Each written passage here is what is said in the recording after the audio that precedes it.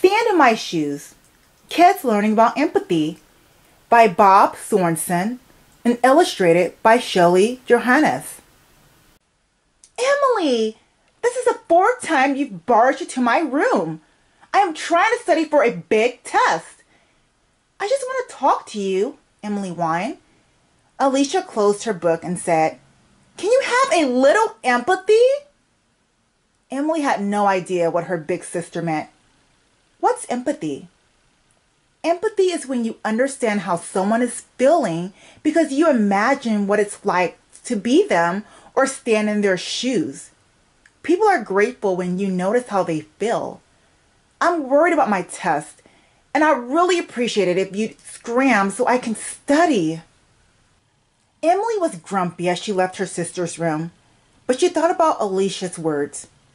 Would people really appreciate it if she noticed how they felt? The next morning, Emily went to the kitchen for breakfast. Her dad was making coffee, had spilled some coffee grounds. He didn't look very happy. "Dad, are you in a hurry?" she asked. "Yes, sweetie. I have a big presentation at work and need to get going." Emily found a wet dish rag. "You look tired, Dad. How about if I clean up the coffee while you get your other stuff together? Would that help?"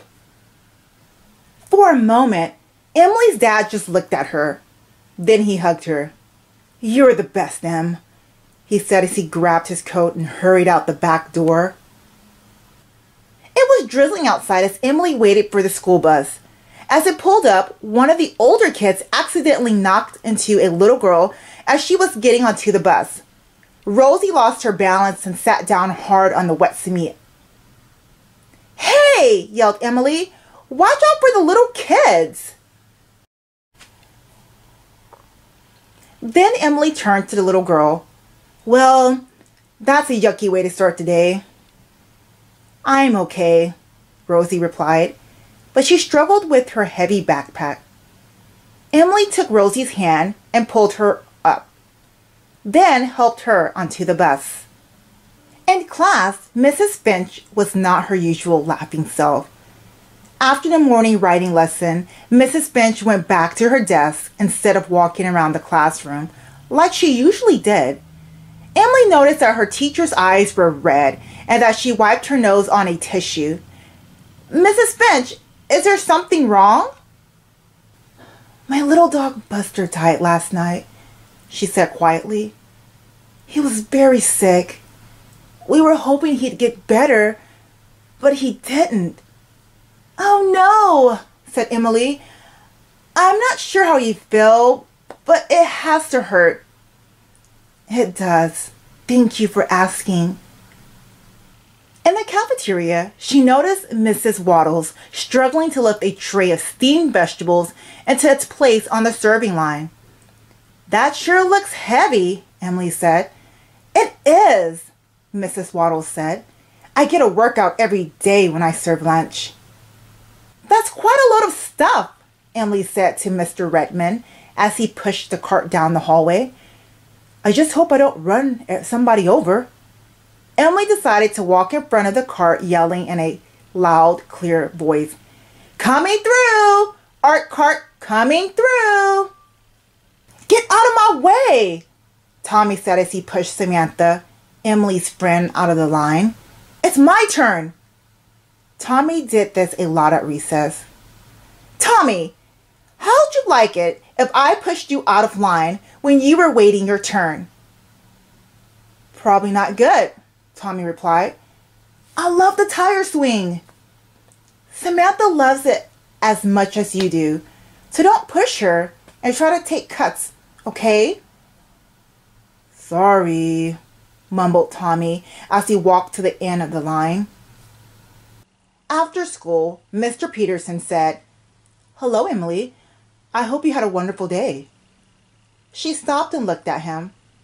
"I did have a wonderful day.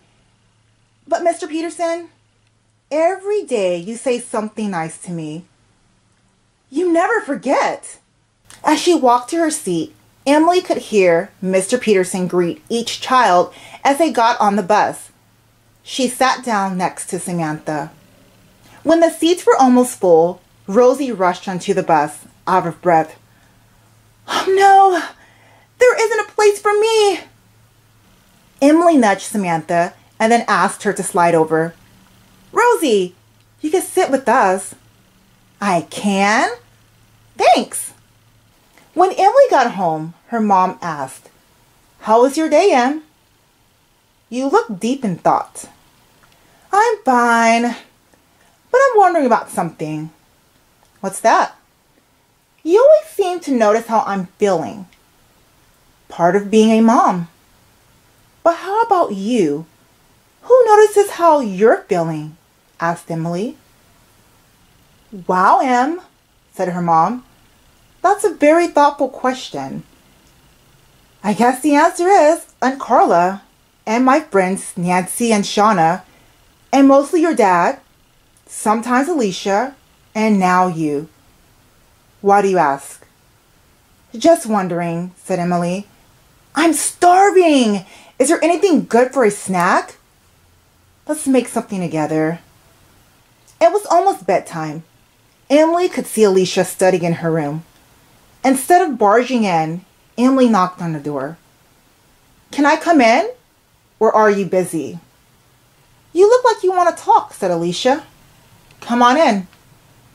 "I've been noticing how people feel," Emily said.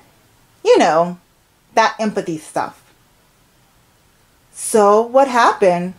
What did you learn?" "People really like it when you recognize how they feel. Just noticing seems to touch their hearts." "You got it, Em. But there's something more. When I care enough to notice how others feel, something changes inside of me," Emily explained.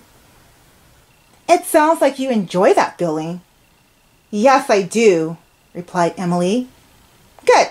Now get out of here so I can study."